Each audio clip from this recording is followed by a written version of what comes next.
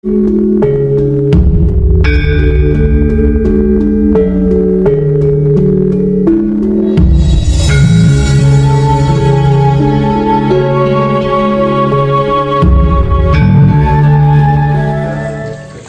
tentang penyatuan dengan alam manusia, jika mau hidupnya selamat itu harus bisa menyatu dengan alam.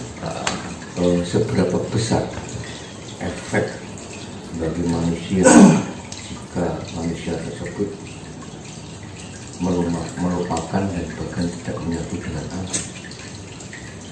Ya, itu tadi seperti yang saya bilang dulu, ya kan?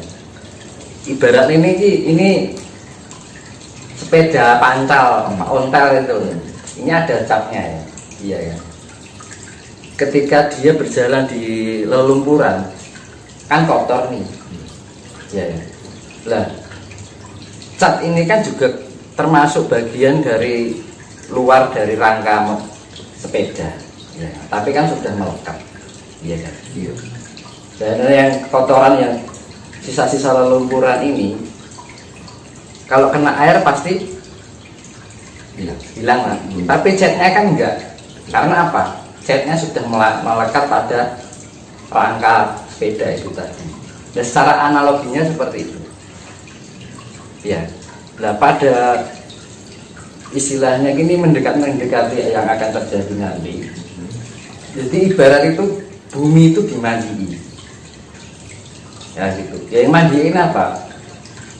Ya air samudra. Air samudra kan sifatnya penetralisir, neutron kandungannya. Ya. Makanya setiap kejadian di akhir zaman selalu diakhiri dengan bencana yang sifatnya air samudra yang mengguyuri permukaan bumi, itu selalu. Dan mana orang yang bisa mendekatkan diri dengan alam, ya enggak, istilahnya enggak kena. Ibaratnya cokro panggilingan. Cokro itu adalah roda yang selalu berputar dan berulang-ulang, roda waktu. Panggilingan, ya kita beranut. Yang namanya penggilingan ya kita akan tertindas nanti. Ibaratnya paridaya dapat diterima, ya, mencari bibit yang sepantasnya untuk dilanjutkan pada kehidupan selanjutnya. Kalau kita tidak bisa pantas untuk pada kehidupan selanjutnya, ya sudah, ibaratnya akhir kuburan atau lemah gitu. Nah, sebelum hal itu terjadi, kenapa dengan adanya bencana ini, bencana itu berkali-kali bertubi-tubi nggak berhenti-henti? Sebenarnya itu secara nggak langsung alam itu mengingatkan dan ini. Wiwai cik podo abot mikir kabehnya, wedine ora iso pitik dan itu.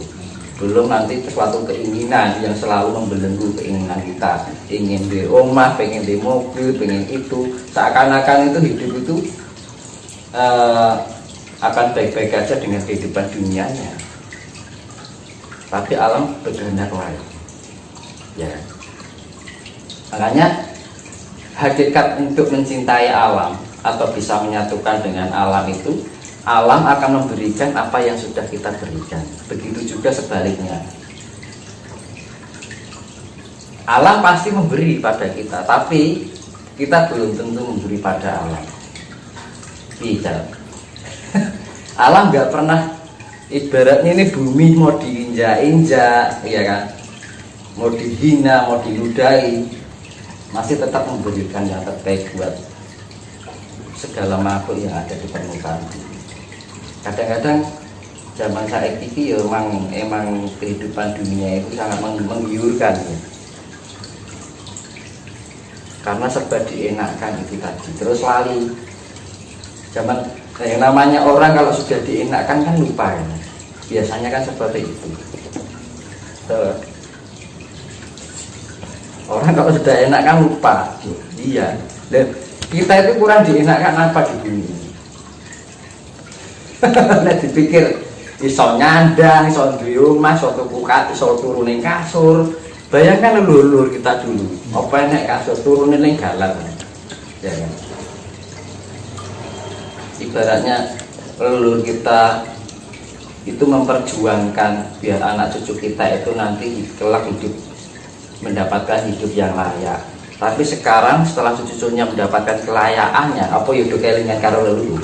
Kan enggak kan? Iya toh. Hal-hal sepele yang setiap hari kita lakukan dan kita sadari. Akhirnya apa? Kita kelihatannya karmamu sedikit, lama-lama menjadi gunung. Nah itu yang kita waspadai adalah kesalahan-kesalahan diri kita yang tidak kita sadari, walaupun itu sedikit demi sedikit. Akhirnya apa? Ya wes, akan kembali itu akan kesulitan. Padahal ya itu makanya zaman dulu diberikan ajaran Sastro Sindro Hayunira Pangruwating Diyu. Biar apa manusia biar selalu ingat pada alamnya, biar selalu ingat pada Tuhannya untuk kembali pada Tuhannya, biar mengenal asal usulnya, ya gitu kan. Dianalogikan gampangannya. Kita berangkat, hidup itu seperti kita pergi ke pasar, ya kan? Kita berangkat dari rumah, ya kan? Kita ke pasar yang di tempat. Kenapa saya analogikan pasar? Karena pasar itu beraneka ragam. Ada yang baik, ada yang jahat, ada yang merah, ada yang hijau, ada yang macam-macam, ya kan? Di dalam kehidupan pasar itu kita bertransaksi dalam kehidupan yang sifatnya tukar menukar, jual beli, dan kita nggak lama-lama ke pasar akhirnya kembali ke rumah. Analoginya hidup itu seperti itu, ibaratnya seperti itu. Kita dari rumah pergi ke pasar, nggak lama-lama ke pasar pergi ke rumah lagi. Itu pun kalau itu ingat sama rumahnya, karena kesasar begitu. Makanya kita harus tahu makanya kita harus tahu di mana kita harus kembali dan harus bagaimana, harus lewat mana. Nah, makanya kan itu ngerti asal usul. Kalau kita nggak mau, kita berangkat tapi kita tidak mengenal asal usul, kita akan kembali, kita sudah nggak tahu jalan. Ya dengan mengingat asal usul ya kita ya harus tahu diri. Yaitu tadi dengan pendekatan diri kita dengan alam, harus mempunyai jiwa yang penuh kasih sayang. Kan itu.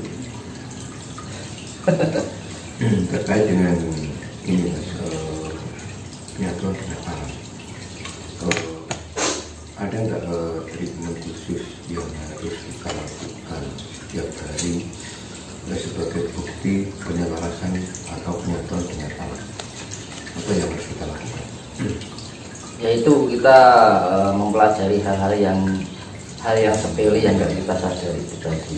Contohnya kita minum aja ya, kita minum kita sadari, kita mandi kita sadari bahwa kita diguyur oleh air. Itu akan menambah energi itu sebenarnya. Ya kan? Kita makan kita ingat makan. Terus jadi ibaratnya topong rame, ya. Di dalam kehidupan sehari-hari dulu, yang realita dulu aja.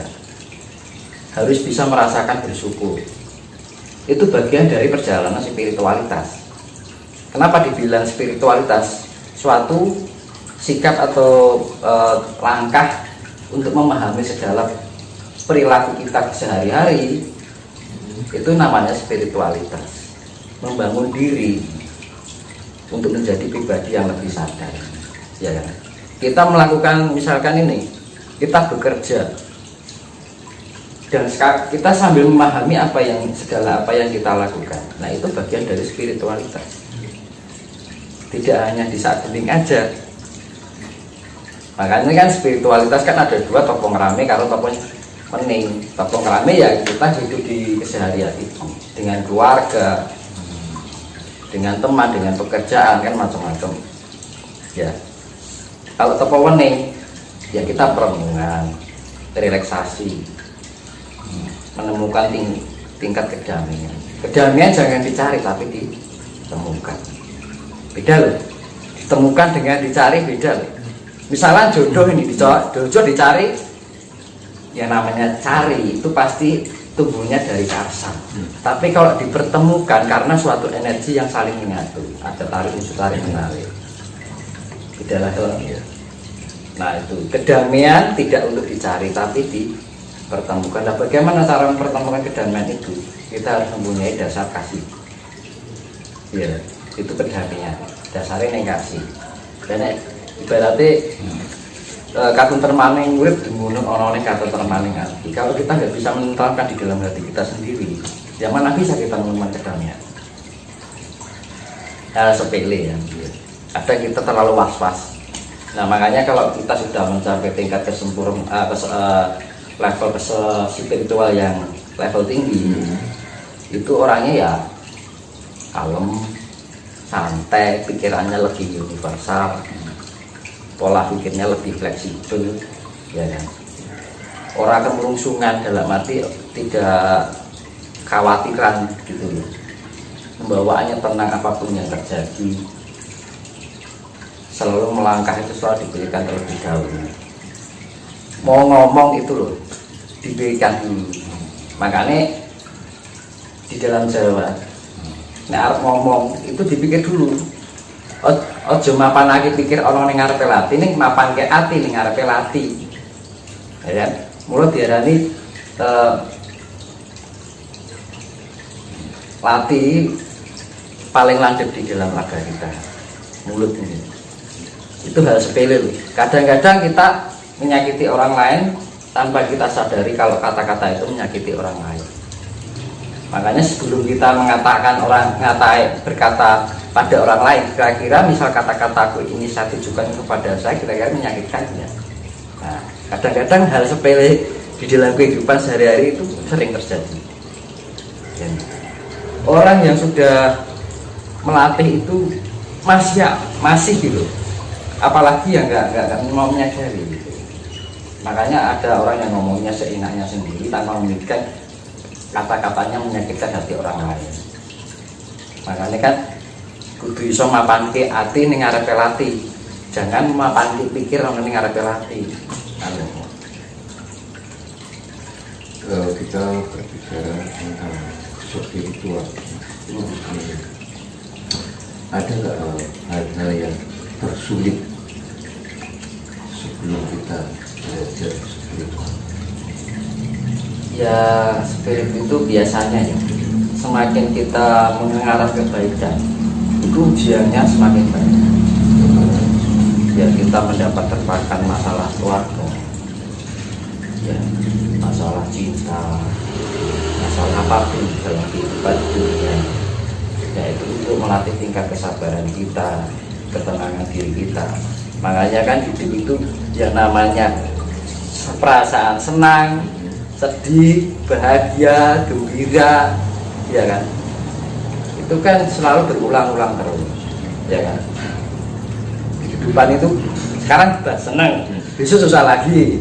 Setelah susah dilewati, senang lagi. Setelah senangnya berlalu, susah lagi. Terus roda waktu itu selalu berputar gitu. Tapi di dalam momen-momen yang kita melewati itu, kita harus bisa menyadari, harus bisa mengambil hikmahnya. Kalau kita nggak mau mengambil hikmahnya, kita nggak bisa menggali apa yang terkandung di dalam perjalanan itu tadi. Makanya kan kalau kita berjalan di tempat itu, oh lewat ini lagi. Lama-lama kalau kita sadari kan lama makin lama kan semakin hafal lagi. Iya kan? Kadang-kadang hanya cuma lewat aja kan gitu kan, nggak dipahami. Akhirnya kenal lagi, kan makanya gitu kan. Makanya kan orang yang menjadi berhasil itu karena sering mengalami kegagalan. Orang menjadi kuat karena sering mengalami kelemahan. Ya. Orang menjadi baik karena belajar dari kesalahan. Kita memahami kesalahan kita. Tanpa kita bisa memahami kekurangan kita, yang nggak mungkin kita akan bisa menjadi lebih baik lagi. Gitu. Kita ibaratnya mau senang harus berlatih dari kesedihan, penderitaan. Ya, dari penderitaan ini kita pahami, setiap kita ambil hikmahnya. Jadi misalkan lewat itu lagi, kita penangannya lebih lain, lebih tenang dari sebelumnya gitu loh. Ya kan? Kadang-kadang kan orang hidup itu dari muda sampai tua gitu terus nggak ada perubahan. Makanya kan kedewasaan seorang tidak di